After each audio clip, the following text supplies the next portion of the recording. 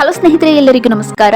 ನೋಡಿ ಸ್ನೇಹಿತರೆ, ಪ್ರಾಥಮಿಕ ಮತ್ತು ಪ್ರೌಢಶಾಲೆಗಳಲ್ಲಿ ಅತಿಥಿ ಶಿಕ್ಷಕರಾಗಿ ಕಾರ್ಯನಿರ್ವಹಿಸ್ತಾ ಇರುವಂತಹ ಶಿಕ್ಷಕರಿಗೆ ಬಂಪರ್ ಆಫರ್ ಜೊತೆಗೆ ಸಿಹಿ ಸುದ್ದಿಯೂ ಸಹ. ನೋಡಿ, 2025-26ನೇ ಸಾಲಿಗೆ ಸರ್ಕಾರಿ ಪ್ರಾಥಮಿಕ ಮತ್ತು ಪ್ರೌಢಶಾಲೆಗಳಲ್ಲಿ ತಾತ್ಕಾಲಿಕವಾಗಿ ಕಾರ್ಯನಿರ್ವಹಿಸ್ತಾ ಇರುವಂತಹ ಅತಿಥಿ ಶಿಕ್ಷಕರ ಗೌರವ ಸಂಭಾವನೆಯನ್ನು ಪಾವತಿಸಲು ಅನುದಾನ ಬಿಡುಗಡೆಯಾಗಿರುವ ಕುರಿತು ಒಂದಷ್ಟು ಡೀಟೇಲ್ಸ್ ಇಲ್ಲಿ ನೋಡ್ತಾ ಹೋಗೋಣ. ಮೊದಲನೆಯದಾಗಿ, ಗೌರವಧನಕ್ಕಾಗಿ ಬಿಡುಗಡೆಯಾದ ಅನುದಾನ ಎಷ್ಟು ನೋಡಿ.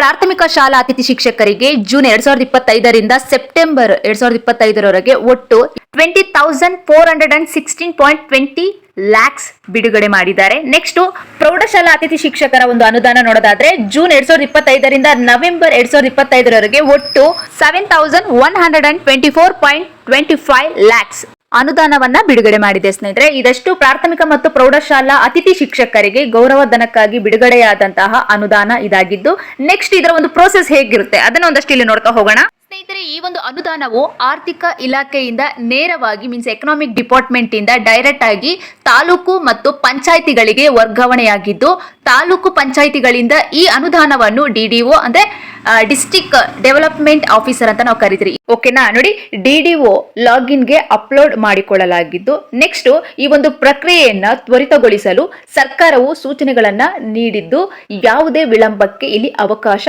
ಇರುವುದಿಲ್ಲ ಅಂತ ಹೇಳಿದರೆ. ಸೊ ಆದಷ್ಟು ಬೇಗ ಈ ಒಂದು ಪ್ರೋಸೆಸ್ ಆಗುತ್ತೆ.